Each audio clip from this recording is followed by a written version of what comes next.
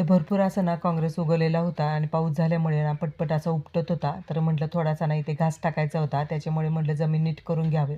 कारण की पावसामुळे चांगली भुसभुशीत अशी जमीन झाली होती आणि नाही का बी टाकले तर रुजून पण येतील चांगले.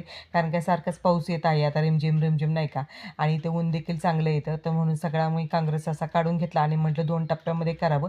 मग थोडंफार आता नीट करून घेते. कारण एकदम पण नीट करता येत नाही. कारण काय नाही का म्हणजे दगडं पण आहेत खाली. ती दगडं पण आपल्याला बाजूला करावं लागणार आहेत. ते पहा अशा पद्धतीमध्ये जागा करून घेतली सगळी आणि हे घासाचे बी आहेत.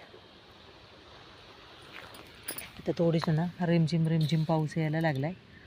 तर म्हटलं हे पहा अशा असतात आणि मग तेवढेच ना थोडंसं कोंबड्यांना खायला होईल थोडंसं हिरवंगार. तर आता आपण टाकूया.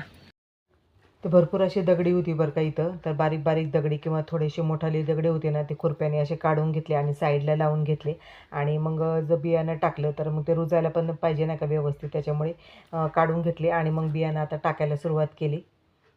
तर मी पण पहिल्यांदाच खरं तर हे बियाणं टाकत होते. आता माहिती नाही कसं खरं तर टाकतात, पण टाकलाय प्रयत्न केला आहे. सगळीकडे टाकून घेतले आता.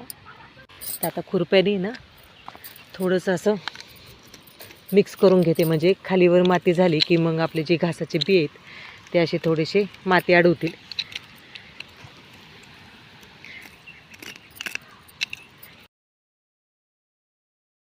तर आपण यामध्ये आता बियाणं रुजू घातलंय. आता पाऊस पण चांगला यायला लागलेला आहे. तर बघूया आता किती दिवसामध्ये उगवून येतो. कारण का मी पण पहिल्यांदाच अशी बी रुजू घातलेत. गोजरी शाळेतून आल्याच्या नंतर मग बाहेर जायचं होतं आम्हाला. गोजरीचे ज्या टीचर आहे त्यांच्या घरी पूजा होती आणि रिमझिम बाहेर पाऊस येतच होता बघा. आणि मग टीचर सांगत होत्या की नाही का मग बाहेर पाऊस आहे जेवण वगैरे करून जा थोडं वेळ थांबून नाही का.